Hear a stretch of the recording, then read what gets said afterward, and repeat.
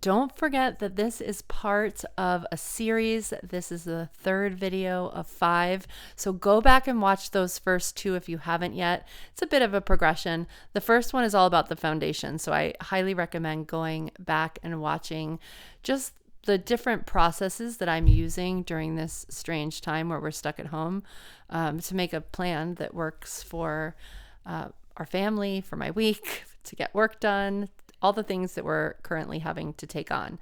So that's video 1. And then the rest of the videos, I just went in category by category. So we're going to be touching on food, lifestyle, a spiritual mindset practice, and work, all 4 areas that I really think need to come together. I pulled the mindset piece forward. I usually always lead with the food, but I pulled the mindset piece forward. So that was video 2. And now we are on to really keeping our immune system strong. So I just want to remind you that I'm basing all of this on my flow planning process, which is both a process that helps you decide what you really want in your life, and then make 90-day plans to move toward what it is that you want and flow that forward so that then you know what to do in your next month and you know what to do in your next week and your days and so on and so forth.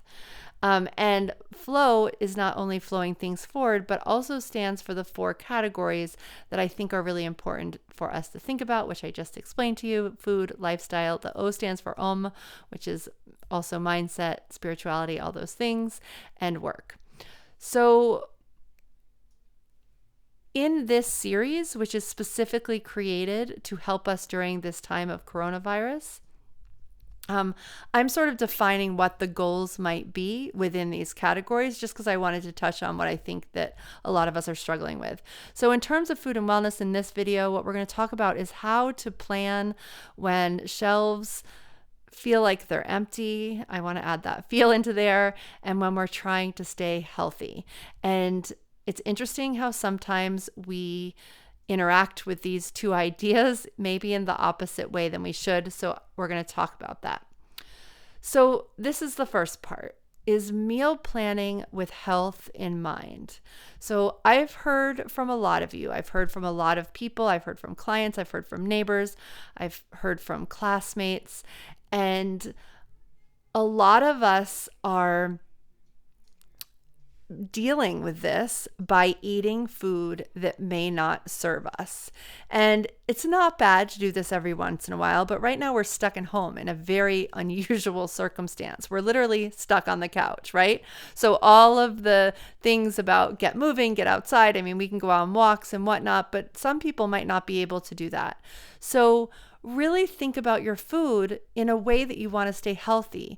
And though 1 potato chip isn't going to kill you, a bag a day isn't going to create an immune system that, if the coronavirus came into your house, would help you.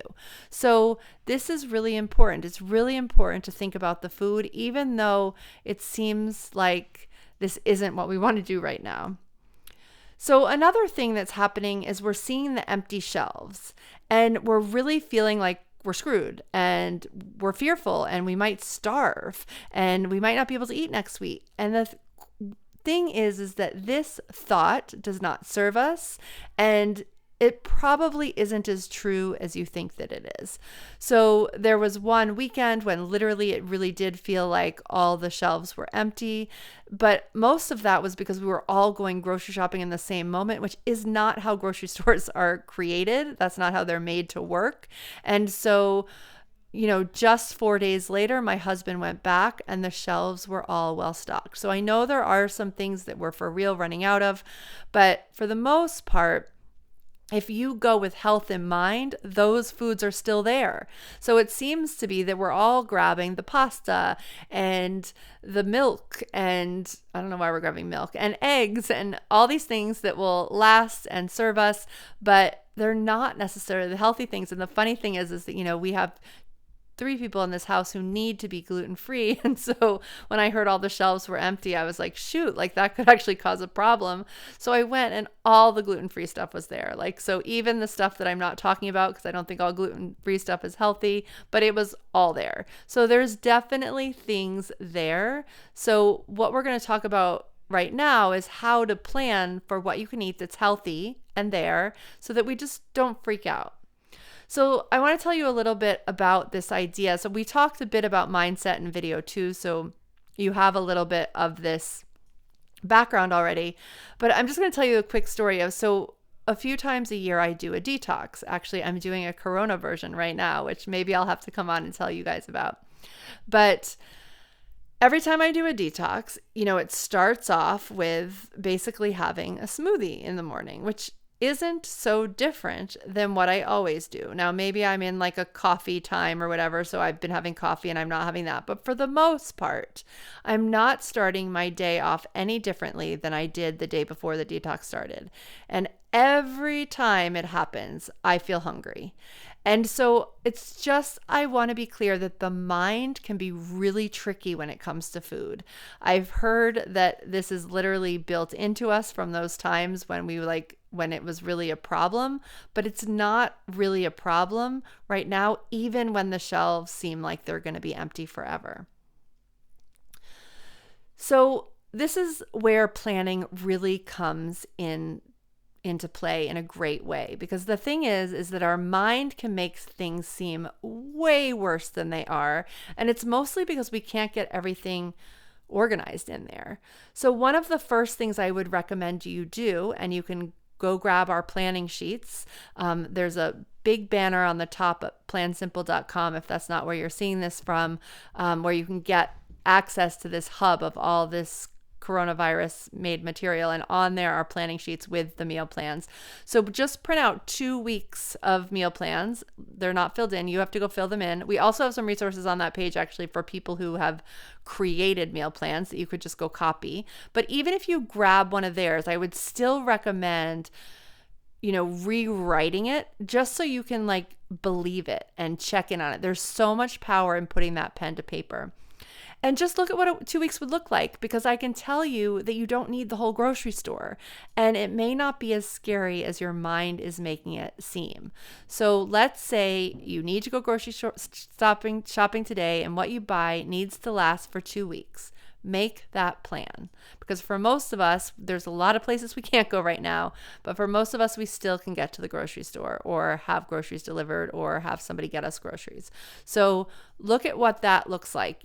Even if it's all like canned beans and rice, just plan it out so you can see it. Okay? All right. So this is all part of really just being real. Our mind is not real. Our mind can go into fear so quickly, and fear does not help us. Those empty shelves, the thoughts that we're creating from those empty shelves don't help us. Just think about it. What if you walked into a grocery store and you saw all these empty shelves and you panicked and you thought you'd never eat again, and then all of a sudden, from the back, all the men start coming out, and women start coming out with the boxes of all the food because they're just right in the middle. They've just cleaned out the store and they're just restocking it, right? So we make up all these really complicated stories, but if we get real, I don't think we need as much as we think we do. We definitely don't need as much toilet paper as we've been buying. All right, so this is what the meal plan sheet looks like. You just would go jot down during those 2 weeks. You'd print out what you will eat for breakfast, lunch, and dinner. I'm going to talk a little bit more about the food in a second, so you don't have to press pause quite yet and do it. But I highly recommend doing this.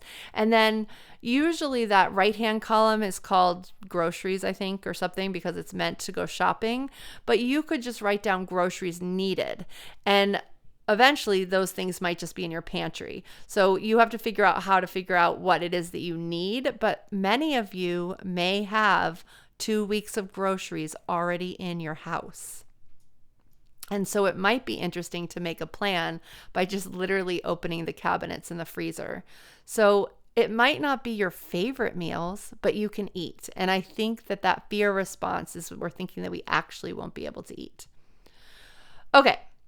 So let's get back to health though, because while we still can shop once a week, which I don't necessarily know that part's going to go away. They seem to have created systems, at least where I am, where, carts are wiped off and people are standing 6 feet apart in most grocery stores. And, a lot of households are designated one person to go shopping. By the way, if you're healthy and you can go shopping and there's people in your neighborhood who can't go shopping, offer to go shopping for them. It's so nice. It feels so good, and it makes all this seem just so much better. Feels good to help people. Okay, so while you can still go once a week, let's talk about what your meals could look like. Let's see if I put, yes, I did. So let's just start with focusing on health, okay? So we want food in our bodies that is anti-inflammatory, okay? We want food that is really going to serve us. So start with like, what fruits and veggies are you going to eat, okay? How can you add more fruits and veggies? Maybe you're in a phase where you're having a lot of cheese. Well, that's not anti-inflammatory. So what could you have instead? Like, really just think about keeping it simple. It doesn't have to be complicated. Soup, stews, stir fries, but just really think with health in mind, okay? So it's not about tons of frozen pizzas. And it's not about the fact that the pasta aisle is all gone. The pasta aisle being all gone is fine if you're making a box of pasta with like 10 different kinds of veggies and a protein or something. But I have a feeling that's not what's happening in most people's houses. So really try to focus on health and what you can get fresh right now. Because if there are 2 weeks when you need to go to those menus that you're going to make, those menus aren't going to be as fresh. They're going to be more beans that are dried and from cans, and you'll have onions, but you might not have like fresh fruit or whatever. I don't know that we're ever even going to get to that situation. The reason I ask you to plan for that situation is because I just think it's an important thing for your mind. But while we can, really focus on how to be healthy. And then I want you to really think, when you're creating your plan, when you're really focusing on what you're eating and what your health is, I want you to create what's happening in your meals. I want you to create it for rhythm, like with rhythm, I guess is the right word, and ease, so that you're really making things. You don't need to be in the kitchen the whole time. That's going to drive you crazy, right? Because we're all home anyway. We don't need to feel like we're cooking the whole time. So really figure out like what can be easy. What are some ideas for things that can just be on the stove or that don't take you much time to do. And I'm going to get into some specifics in a sec. And also plan for the whole week. So even while, we're in this time where we still can go to the grocery store, we're being asked to stay home as much as possible. So it's such a good opportunity to learn how to plan for the week, because I work with a lot of people on a regular basis who this is a hard thing to learn. And right now we're actually being asked to do it. So just think of it as a favor to society and plan for the whole week and look at what it looks like to go grocery shopping for the whole week. And you can take this skill with you forever. It's useful always. It's not just about right now. So plan for the whole week and really understand as you're planning how the food fits into your days. And this is a pickle that I got into the first week because I cooked more than I would have. And in our second week home, I'm thinking at breakfast about what's for lunch. And that's been really helpful. I recommended to somebody to like actually pack lunches like they were going to school and work, which has been super helpful for some people. And so really understand how it fits into your day. Today, actually, we had this lucky situation where we read an article. This isn't lucky. This is sad, actually, but that restaurants usually have like the hardest cash flow in terms of like how long they can go with down business, whereas like it showed the breakdown of what businesses can do better when. And because there's a lot of restaurants in our area, we decided like maybe once a week we'll support a restaurant. And there was also a whole article about how takeout was not a way that virus could really be spread. And so we don't usually get food from restaurants, which is so funny. We're doing like the opposite now, but we decided that today was the day. And so the kids got sushi for lunch and it was really fun. So just figure out how it fits into your days, because that's really important when we're balancing a lot of extra stuff. We're balancing a lot of extra emotions. We're balancing the work of 1 or 2 adults in the house and homeschooling children in most of your cases. So just be clear about how food fits into that. Now, there's some goodness and there's some benefits that I'm going to get into a sec, and also some hard things. So I think lunch is the hardest. So if you can take care of lunch early and snacks, I think that's super helpful. So here's just some ideas of things to put into your menu that are just in response to right now. So grilling, if you live somewhere, it's not even, I live in New England, so it's cold, but we've just been trying to get fresh air whenever possible. So grilling has been a great way to make food, and it's like not in the house and we're wanting to get out of the house. And, so even just the person grilling, isn't in the kitchen, and that's feeling really good. Salads are super easy. You can chop things in advance. You can still do meal prep on the weekends. You have more time now than ever. Or whenever you go to the grocery store. So maybe we don't all go to the grocery store on the weekends right now, but whenever you go grocery shopping, you can prep stuff. Soups are super easy, especially on a cold day. They're warming, they smell good. Like, it just makes it feel good at home. If your kids don't love soup, like, I feel like right now, well, you can blend it if they don't like it. You can put things to dip in it, but also be really conscious of you and the adults in the house, and that you all really want to be feeding yourself well too. So in that case, if not everybody eats it, who cares? You have it. Bean stews and grain bowls. So grain bowls are a way, especially in this healthy, like when we're trying to just be healthy and we're trying to be easy, grain bowls are one of my favorite things. So each of those colors just represents a different veggie. So sometimes I'll just roast them all. Like, I'll just chop up carrots and Brussels sprouts and onions and sweet potato and broccoli, and I'll roast it, and then I'll make quinoa or brown rice, and I'll make a sauce, and everybody will make themselves a bowl, and maybe we'll have made chicken or tofu, or we'll have beans. And so this bowl becomes this sort of like make your own meal, which is really helpful right now, and a really easy thing to prep in advance for. So repeating is more okay than usual. I want to repeat that. Repeating is more okay than usual. I can't tell you how many people I hear from who say they get bored with food on a regular basis. I'm always a big proponent of repeating and rhythm, but right now especially, I think it's super beneficial to repeat and to,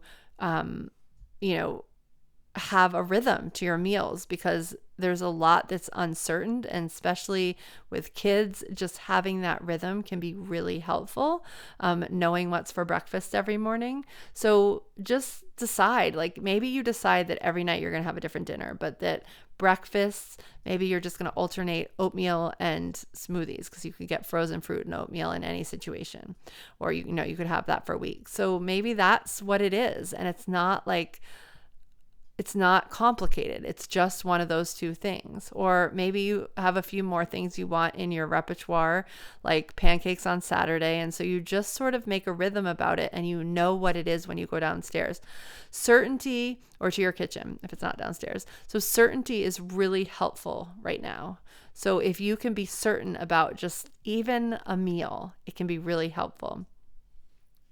And what time will you have it? So this depends on like the age of your kids and like what's going down, but this is something that I actually think is really useful for parents to decide for themselves. This is less of a family thing. I don't know if you're eating all your meals together, but in our house, breakfast is definitely the one where people sort of show up when they're ready. And because my kids are 11, 14, and 16, they mostly can grab their own breakfast. The idea of, they do come and say, what should we have?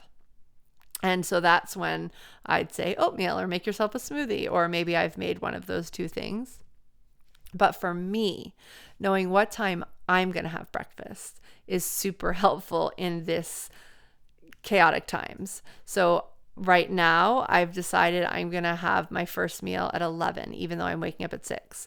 And that's like my little version of intermittent fasting. And just that choice has given me so much freedom in my days. So you don't have to wait till 11, but just choose what time and what you're having, and see how that affects your mindset. Okay, so as I mentioned a little bit about this before, think about how you can organize for snacks and lunch when you make breakfast, because this is what you do during a school day normally. And so now that everybody's home, I think a lot of us can get stuck into this rut of like, it's breakfast, and then we go do something, and then shoot, we have to clean dishes, and then we have to make lunch, and then we go do something. And it's just the when we go do something, if we're balancing work and homeschool and all the things, we're not being as proactive about our productivity with the kitchen as we could. So I would recommend just when you make breakfast, well, I would recommend making that plan. So you know every day before your day starts what's up for breakfast, lunch, and snacks, no matter what. And then in the morning, you do as best you can to move that forward. So when it's time for lunch or when someone says they're hungry, it's like ready. Like either they can put it together or it's just right there, or it's not a complicated, like it's not something that totally takes you out of, maybe you're helping a child with some spelling words, or maybe you're in the midst of working yourself and it won't take you out of that. All right, this is a big one. This is one I can't believe I made a slide about, but keep your sink clean always. Now, it's funny because this is something that I'm kind of a stickler about always, but it actually came in handy when somebody in our house got sick and we weren't sure what it was because we were in the middle of this whole hoopla. And so keeping the sink clean was really, really important in not spreading something. So it just feels like we're talking a lot about washing hands, but I feel like a lot of the people who are giving that message aren't the ones running homes, and just a lot can go down in a sink. So just keep the sink empty, move the dishes along, figure out a pattern. And because we're home all the time, having like our surroundings clean, which we're going to get into a little bit in one of the next videos, is really helpful in just feeling like everything's okay, feeling like your home is supporting you and all those things. So this is one I would hugely recommend. Okay, you could also supplement your food, and we are going to have a special interview all about this. I'm not an expert on this. I can tell you what I'm doing. I'm taking vitamin C and vitamin D, and I also take a supplement that is fruits and veggies in a capsule. It's called Juice Plus. If you know someone who sells that, this would be a great time to reach out to them and support them as a business owner. If you don't, I can get you a special link. So there'll be a link on the page where this video was. So just make sure you go to that banner at the top of the plansimple.com page. And when you get to the page that has all the resources, there will be a link for there. But you could also always email Mia at PlanSimple. So those are the things that we're doing. I'm sure there's more complicated things one could do, but just knowing that you're taking really, really good care of yourself the best that you can. Okay. Stopping work to prep dinner together. So this is something that we can't usually do, that we're getting as a gift right now. And so I'm hoping that I can encourage you to seize this as an opportunity and help you create this rhythm, because I think this is a rhythm that could last going forward, or that you'll figure out how to make space for going forward if you can get it into the habit of it now that we're all home. So, and also just as a caveat, this is as long as everyone's well. Obviously, if someone's sick, they're not going to be making dinner. They should be in bed. But usually as parents who are working and kids who do extra things, we're kind of running around like crazy people leading up to dinner. And so a lot of times when I'm teaching about normal times, we talk about really carving out and holding sacred, 1 or 2 days a week where you're not running around like a crazy person, and then really prepping well for the days that you are, so that you can always make it to dinner, because making it to dinner has been studied and makes a huge impact on who we are as people and who our children become. And so it's really important. And right now we're all home. So all we have to do is pause whatever it is we're doing and get together and make that meal together. Now, I don't know. I don't always love having everybody in the kitchen at every moment, but so maybe you do it a few nights, but you can definitely have help from a spouse if they're in the house, at least moral support, even if they're not a cook. But you can stop, and it's a good way to, in your day, because we're finding it here, it's hard to know when to start and when to stop in a day. It's a good sign of like, it's dinner, we can stop. Okay. So let's talk about how you can bring cooking into your family plan. So this would be all cooking together. So ideas are planning together. So when you're making that weekly plan, when you're thinking through the doomsday 2 weeks, if your kids, are older, I would say like older than 9 or, somewhere around that amount, that age, sit down and do it together. Have fun. Like make planning fun so that everybody can see what goes into all the food that you're eating. Another thing that I've heard a lot of is people learning how to bake bread. That has definitely been going down in my house. It's not my thing, but my husband has been having a lot of fun, and we heard neighbors baking bread, so I'm sure we're not the only bread baking homes. Learn how to make healthy cookies. Like, we don't need to totally deprive ourselves to be eating for our health, like I talked about at the beginning. So look up some good recipes that are lower in sugar and have some whole grains in there, and let yourself have treats and really learn how to make ones that serve you, because so often we don't have time for this. You can make dinner together. A fun idea that I think one could play with before we're in that, if we're not in that 2-week stage when we're really, buying groceries on a weekly, every week, is to learn to cook from around the world. So like, could you have a dinner from a different country? Could you learn about that country? Could you learn about cultures? We, for 2 of my kids, haven't really kicked in online learning, and even the one who it has kicked in, it's faster to do work at home. And so there's definitely extra time. So you could really learn about the food, learn about the ingredients, but also learn about where it comes from in the world. I feel like it's a really good time to understand that we're one world. You can also learn the healthy alternatives to the foods that don't serve you, right? So is there a way to make something like mac and cheese that doesn't have all the gluten and all the dairy? I can tell you there is. So you could find that. Okay. So now I want you to take action, as always. So go do those meal plans. You could do the doomsday one. You could start with that, or you could start with just planning for this week, what you have and what you might need, so you can be really clear about when you need to go to the grocery store and minimalizing that as much as possible. You could also make that pantry plan, which is basically how for 2 weeks would you eat out of your freezer and your pantry in a way that makes sense. And you could always add some things to your grocery list if you don't have all the things that you need, but hopefully that will give you some peace of mind when you walk into the grocery store and the shelves are empty, that you will be fine, because you will. All right, go to plansimple.com and look at the bar at the top. For the next class, I'm hosting these types of classes live sometimes. And I'm also hosting community coaching events. So I really am passionate about you creating a structure in these. I'm always passionate about you creating a structure. And in the next few weeks, I know that is more challenging than usual. So I am here to answer questions about planning for meals, planning homeschool situations, planning working at home. All these things are things that I have been a part of my life for longer than this crisis. So we're going to be meeting live, and those calls have been really fun. They're not always fun because some of the topics are kind of hard, but we're unpacking them and really helping people come up with their next plan. So that's what I got. Go check it out, and I would love to see you at any of those things in person. And I always love feedback. So feel free to reach out via email, get on our list so you can get our emails, and I will be in touch. All right.